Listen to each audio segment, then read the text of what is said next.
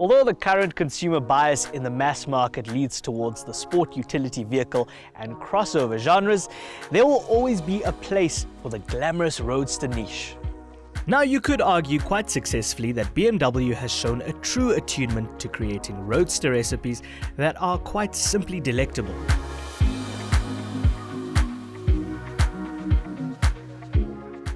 The format in its most classical sense is a simple one. Seating for two and an al fresco driving experience that may or may not require suitable headwear, neckwear, and of course, hand protection.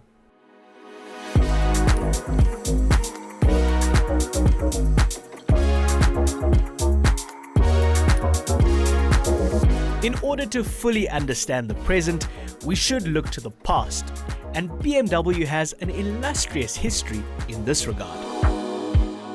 BMW can trace its roadster lineage all the way back to 1931 with the 315 DA3 Wartburg, a sportier interpretation of the Austin 7-based family of vehicles that the brand began fielding in the early chapters of its existence.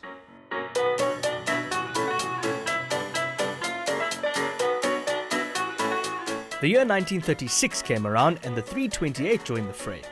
It played a rather significant role in forging the motorsport heritage that has become such an important aspect of the overall brand narrative. The 328 graced venues such as the Nürburgring and earned stripes in the famed Mille Miglia.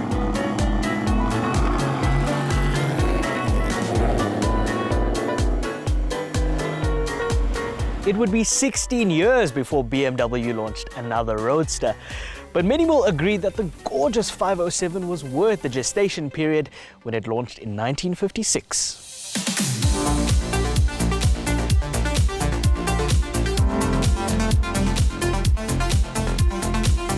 Not enough to warrant a healthy sales performance, however.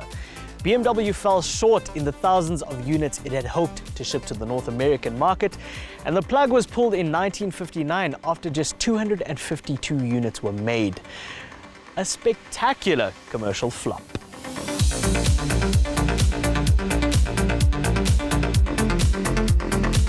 So deep was the sting that BMW ended their roadster courtship altogether for nearly 3 decades, until Generation Z emerged.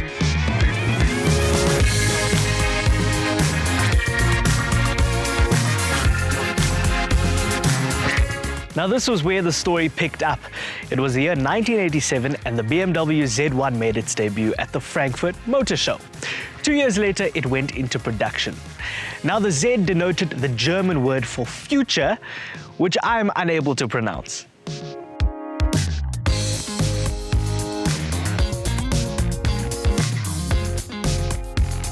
The Z1 incorporated forward-thinking, albeit peculiar innovations, such as the doors, which retract vertically. It also has a flat plastic undertray for better aerodynamics and a rollover hoop integrated into the windscreen. You could have also purchased an extra set of body panels in the event you felt like changing the shade of your Z1. We need to take a moment to acknowledge just how special this moment is. Sighting one, let alone getting up and close to one in the metal, is rare.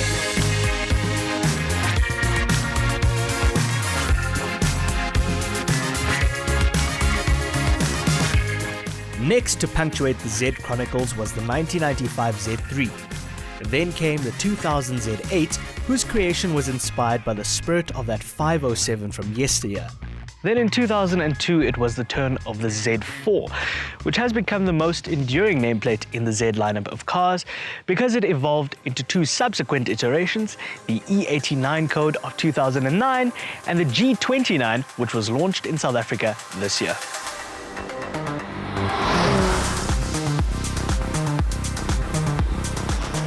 Toyota Supra. First and last time those 2 names will be mentioned in this piece. Yes, we all know that the Japanese counterpart shares a platform with the Z4. It is a good starting point, it must be said. We've got a 50-50 weight distribution. And because BMW reverted to a more traditional ragtop, it is lighter than the outgoing Z4.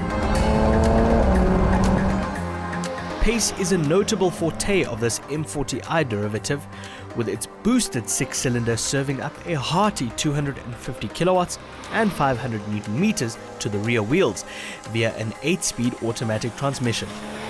Remember that a cheaper 4-cylinder choice is also on offer.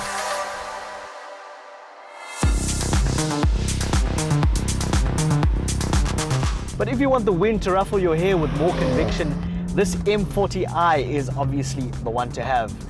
An electronically controlled differential and the fitment of high-performance rubber promise to further reward the committed driver, complementing the newly designed double-joint spring strut axle up front and the 5-link rear axle suspension.